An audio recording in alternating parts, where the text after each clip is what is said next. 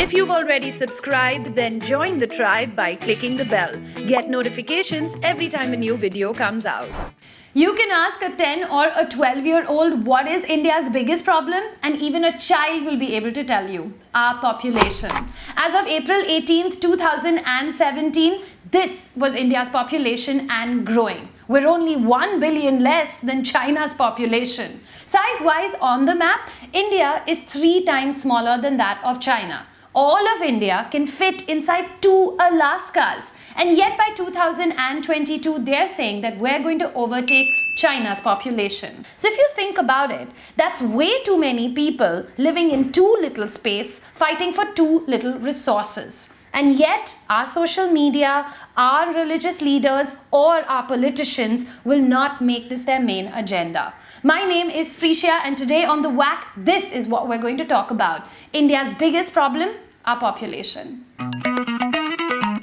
Recently, Indian society seems to be getting more violent with itself. And behind all of this unrest, lines are being drawn and divisions are being made. I'm a Bhakt, you're not. She's a Hindu, he's a Musliman. He's from the northeast, she's from Delhi. He's from Bihar, that person's from Maharashtra. These seem to be only the kind of burning issues that our media is addressing. Put your TV on. Between Shani Bhagwan, Nagin, IPL, Bollywood and the parliamentary circus, our media houses seem not to be focusing on too much that would help raise our people's intelligence or their consciousness. Post-independence, India started out with majority of its population in poverty. Almost 70 years later, it seems like we're in the same situation. 22 to 25% of our population lives below the poverty line. That's close to almost 224 million people.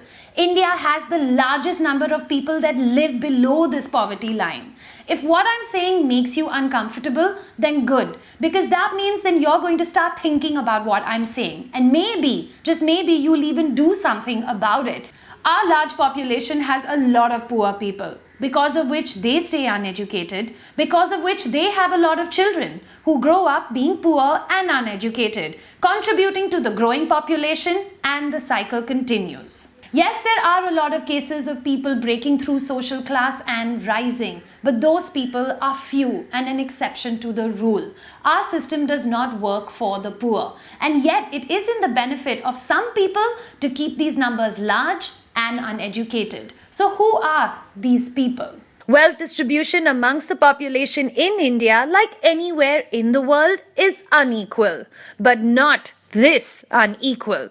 At the base of the pyramid is the largest part of our population. The poor 67%, making roughly 9,792 on an average a year, and they hold only 8% of the nation's entire wealth.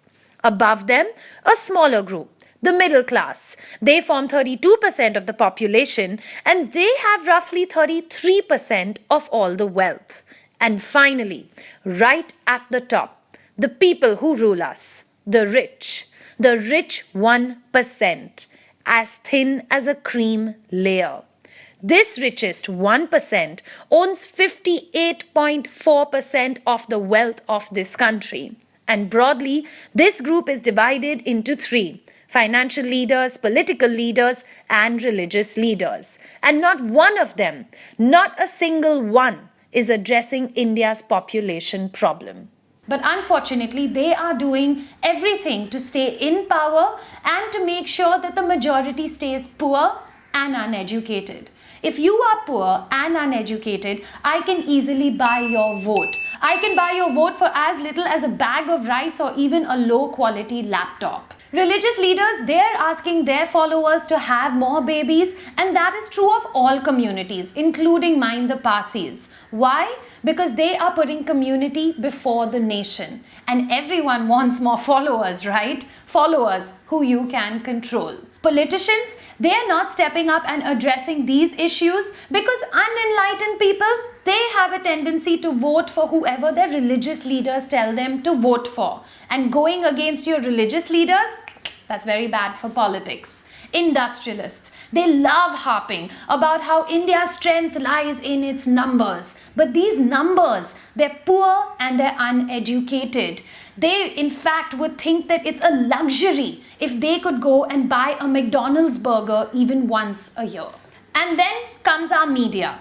A lot of times our media will not focus on the real issue at hand. Now I want you to Google this. On the day that the news broke out that Amir Khan's wife feels unsafe in India, on the very same day, ONGC went and sold one of India's biggest oil wells to a private investor. This did not make it to the front page or to the headlines, but a private conversation between husband and wife to the extent of even asking them to leave the country. That is what our media wanted to focus on. A lot of times they have us distracted with Bollywood, with IPL, and with the magician's hand. They want you to look the other way while there are so many other issues that are going on in our country. If a politician or an industrialist wants to help India, then they need to focus on our biggest problem, which definitely isn't IPL or what Salman Khan ate last week. It is our population. My name is Srisha and you can reach out to me on any of my social media handles. So here are a few things that I think that we can do. How about getting onto the social media pages of some of our political leaders? Ask questions, ask uncomfortable questions, ask the right questions. Tweet to our media channels. Have a conversation or start a dialogue in your school or in your college. It's very important for us to make uneducated people realize that more children is only more mouths to feed, is more a strain on our resources. It is not more people that become a source of income for them. We need to take that stigma away from the use of condoms and contraceptives. It's okay for a girl to go to a chemist and ask for one if that means that she is protecting herself. Maybe we can even try and reduce the taxes on it. There's so many things that I think that if we put our minds to it, we can do. If you agree with any of these points, then don't forget to put #populationLOC. This is a serious problem, but it's a fixable problem. We just need to make the people in power acknowledge it and do something about it. My name is Srisha. I'm going to catch you on another episode of WAC very soon. Till then, ciao.